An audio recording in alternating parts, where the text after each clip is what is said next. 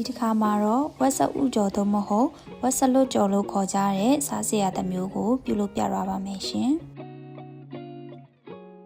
အရင်ဆုံးဝက်3ထပ်သားနဲ့ဝက်အသားတွေကြီးပဲတီတန်90သားခန့်ကိုအနေတော်အတုံးတွေတုံးပြီးပြင်ဆင်ထားပါမယ်ပြီးရင်ဝက်ဆက်ဥကြော်ဖို့အနစ်လုပ်ပါမယ်ဝက်သား90သားခန့်စာအတွက်အနစ်လုပ်ဖို့ဆိုရင်ပဲကြက်မုံထမင်းစားစွန်းတစ်စွန်းအကြော်မုံအထုပ်တစ်ဝက်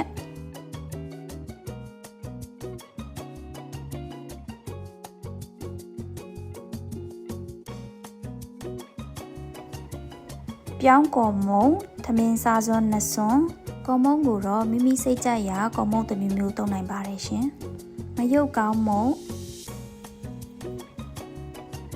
တရုတ်ဟင်းခတ်အမွေးအကြိုင်အချိုမုံစားတို့ကိုရေတဝက်ခန့်ထည့်ပြီးမွေပါမယ်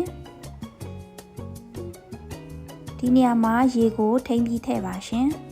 မုံအနစ်အရန်ကျဲရမှာဆိုလို့ပါ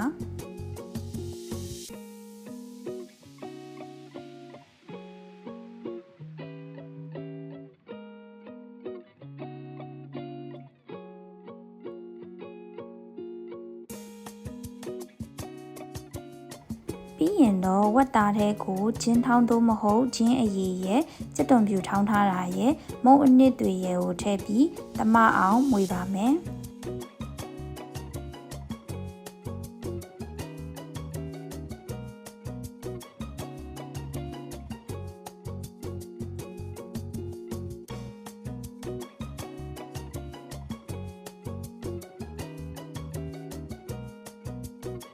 တမအောင်နေပြီဆိုရင်တော့မိနစ်30ခန့်နှက်ထားလိုက်ပါရှင်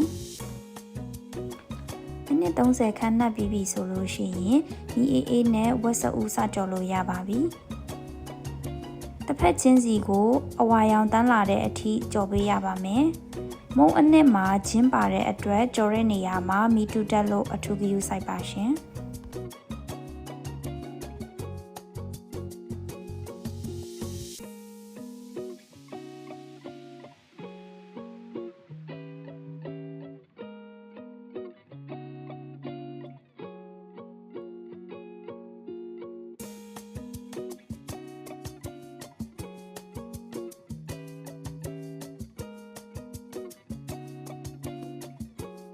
အခုဆိုရင်တော့ဝက်ဆက်ဥကြော်ကျွတ်လေးရပါပြီရှင်ကြည့်ရှုပေးခဲ့ကြတဲ့တဦးတယောက်ချင်းစီတိုင်းကိုကျေးဇူးအများကြီးတင်ပါတယ်ရှင်